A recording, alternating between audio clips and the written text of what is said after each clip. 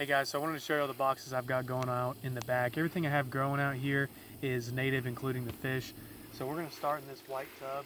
This is just an old chemical tub that I cleaned out and cut the lid off of and filled it with water and plants. In the back, in the water, you can maybe see some of those baby fish back there. Now that the sun's gone down, there's not nearly as much glare.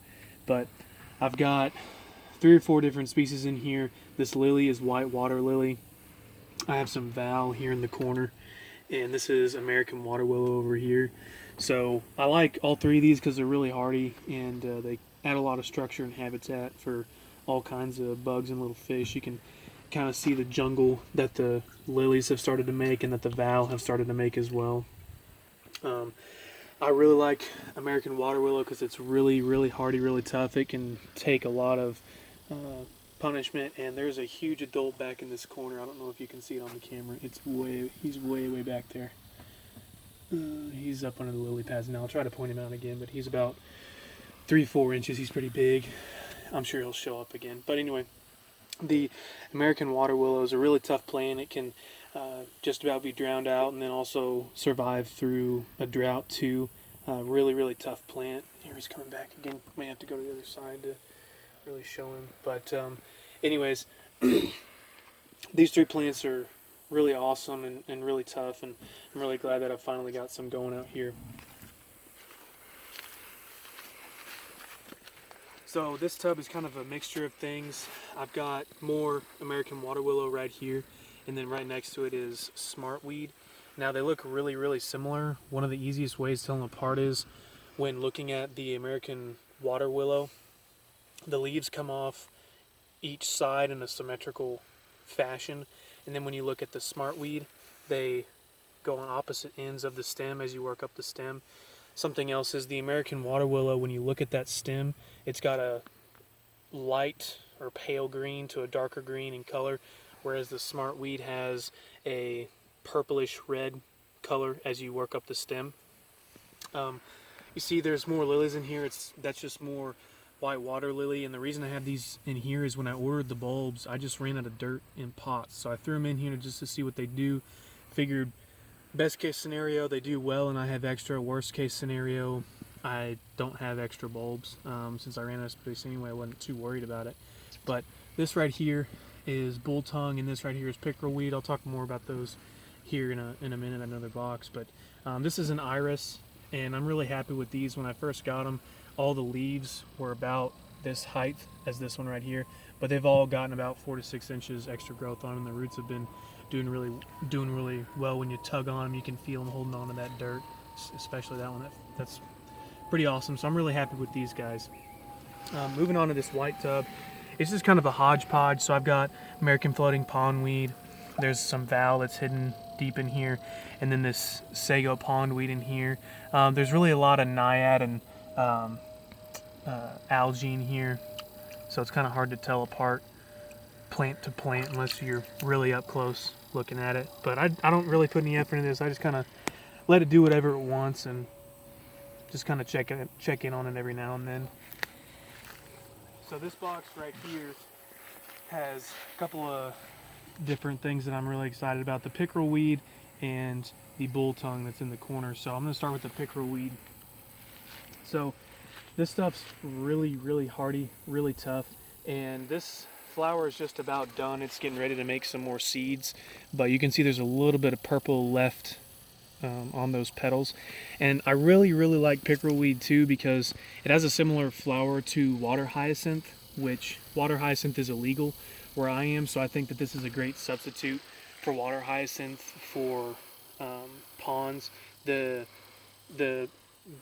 caveat is that the pickerel weed needs to be potted and planted in soil, whereas the hyacinth just floats.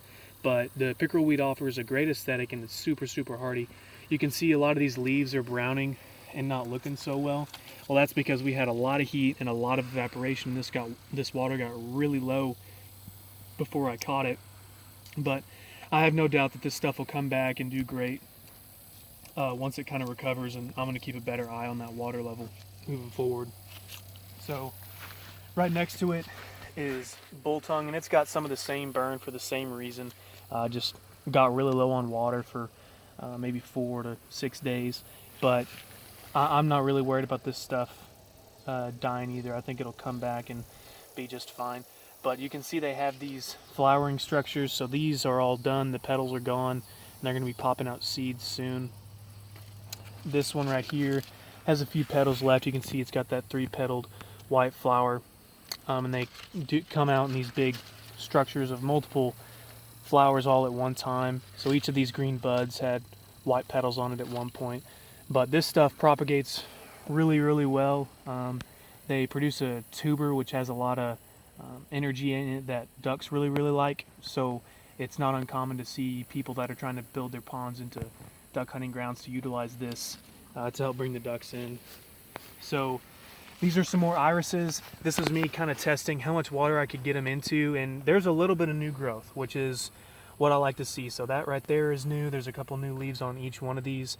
So I'm gonna keep trucking along and seeing what they can kind of take, and hopefully I can get them to transition into this higher water situation so that they can be planted in deeper water. This bull tongue over here is in some of the peat pots I talked about a little while ago.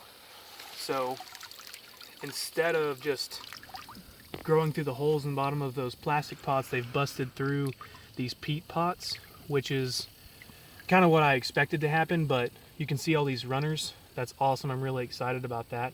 And this one has a lot more runners than I've seen on a lot of the ones in plastic pots. I don't know if that's just coincidence on this one or not, but I think this right here is kind of showing me the peat pots are going to be great. I don't have to worry about planting them in the water. I can just throw the whole pot in there whenever I plant them in ponds and things like that. I don't have to worry about a ton of plastic pots. So really excited about that. You can see some more newer flower structures too on these. So the bull tongue's been doing really, really well for me. This last box has some more white water lily that's all kind of spread out here, and all this right here is that sago pondweed that we had in that smaller white tub, that 55-gallon drum. And you can see this has a really thick, dense mat of leaf cover, and this also creates a tuber like the bull tongue, and I'm gonna see if I can pull one out for you, that ducks really, really like. So this is a really, really small underdeveloped one right here, but when those get really big, ducks will dig around in the soil looking to eat those, and they really, really like it. It also provides a lot of cover for fish.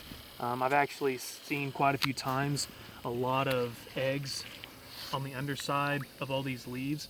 I'll come in and fold these over, and you can see all the white eggs on them, or grayish white, whatever color that was, I don't remember. But you can see they form these really, really dense mats. So it's great for little bugs too, which ducks will also eat. And the little fry that hatch, they've been swimming around under the canopy that the pondweed has started to make. And if we move to the other side of this box, I have more sago pondweed. Same species, planted the same day, but when I pull this up, this isn't nearly as big or as dense or as green as the ones that are on the other side of the tank. And it still has those tubers, so it's still doing what it's supposed to do, and it's still growing. There's still a lot of root there, but it's not nearly as dense. And the only difference between those we looked at a second ago and these is that the ones on the other side of the tank, they got a fertilizer tab. The reason I didn't put any in these, I wanted to really see how effective and useful those tabs would be for the sago pondweed, because if I can just plant and have an awesome plant without putting extra effort and time and money into it, all the better. But those tabs have done a whole new level of work and product for me on those that I won't ever plant again without them. So I'm really, really happy with how those came out. The last thing over here is, it's just a cattle tub, and I just have a lot of little val in here, and I don't know if I can pull any up without making a huge mess, but they're growing, but they're really, really small. This tub gets really, really hot, but it's all just growing in their kind of free form, so to speak. I just fill it up and let it do whatever it wants. So can't really. So some of these don't look very, very well, like these right here. I think that's basically just like a little fungus starting to form on them and break, or I take that back.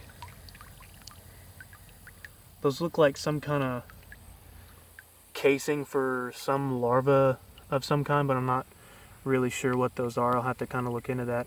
That's pretty neat though. But yeah, and this last tub right here, I'm gonna fill it with topsoil and just kind of free range grow pickerelweed in here. That way I don't have any issues with pots busting or anything like that, because a lot of the times the rhizomes from the pickerelweed, they grow slow, but if you don't pay attention, they'll start breaking and busting a lot of your pots. Well, I want to completely forgo that, so I'm going to start growing a lot in here so they have free roam, can do whatever they want. But that's what I'm doing out here. I'm really excited. I've got baby fish in most of these from spawns of minnows that I put in last year, so I'm really excited. If y'all have any questions or you want to know more about what I'm doing, just say something in the comments. And if you like what I'm doing, please subscribe, hit that like button, and y'all have a good one.